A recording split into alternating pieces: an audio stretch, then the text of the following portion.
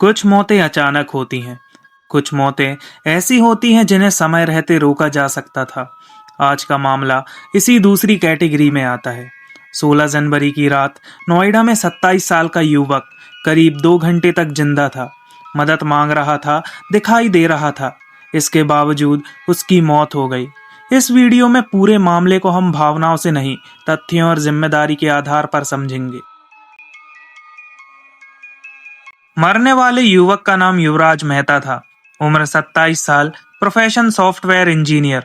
गुड़गांव में काम करता था और नोएडा में रहता था। कोई आपराधिक इतिहास नहीं, कोई विवाद नहीं। 16 जनवरी की रात वो रोज की तरह ऑफिस से घर लौट रहा था। ये एक सामान्य कम्यूट था।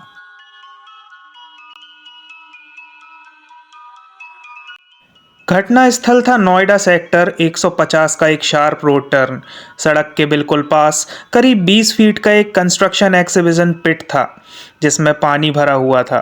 नियम साफ है कि पब्लिक रोड के पास खुले गड्ढे हों तो बैरिकेडिंग, रिफ्लेक्टर्स और वार्निंग सिग्नल अनिवार्य होते हैं, लेकिन ग्राउंड पर कोई बैरिकेड नहीं था, ना ही कोई वार्निंग बोर्ड, और रात के समय विजिबिलिटी बेहद खराब थी। यह कोई अचानक बना गड्ढा नहीं था, यह एक प्लान्ड कंस्ट्रक्शन साइट थी। 16 जनवरी की रात करीब 12:15।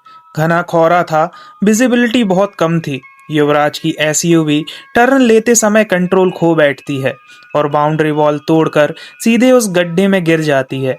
लेकिन यह एक अहम बात थी कि युवराज की मौत उसी वक्त नहीं होती है। युवराज कार से बाहर निकलने में सफल हो जाते हैं। वो कार की छत पर चढ़ते हैं और कॉन्शियस होते हैं। वो फोन से कॉल करते हैं। उन्होंने अपने पिता को कॉल किया था। पिता ने तुरंत पुलिस को सूचना दी, यानी ये एक क्लियर सर्वाइवल विंडो था। कुछ ही समय में पुलिस, फायर ब्रिगेड, एसडीआरएफ और एनडीआरएफ घटना स्थल पर पहुंच जाते हैं। कागजों में ये एक कंप्लीट इमरजेंसी रिस्पॉन्स था, लेकिन ग्राउंड रियलिटी अलग थी। मौके पर ट्रेन डाइवर्स उपलब्ध ही नहीं थे। फायर ब्रिगेड के पास स्विमिंग कैपेबिलिटी नहीं थी, प्रॉपर रेस्क्यू इक्विपमेंट्स भी नहीं थे और ना ही एजेंसी के बीच कोऑर्डिनेशन था। रेस्क्यू एजेंसी मौजूद तो थी, लेकिन रेस्क्यू इफेक्टिव नहीं हो पाया। करीब 2 घंटे तक युवराज पानी में दिखाई देते रहे। उनके मोबाइल की टॉर्च उनकी पोजीशन बता रही थी। यह पॉइंट बहुत महत्वपूर्ण है क्योंकि विक्टिम विजिबल था, विक्टिम कॉन्शियस भी था और स्टेशनरी भी। ये टेक्निकली एक रेस्क्यूएबल सिचुएशन थी। इसके बावजूद भी कोई ट्रेन्ड रिस्पॉन्डर पानी में नहीं उतरा। करीब 1:30 बजे युवराज पानी में डूब जाते हैं। पोस्टमार्टम रिपोर्ट के अनुसार मौत का कारण ड्राउनिंग था।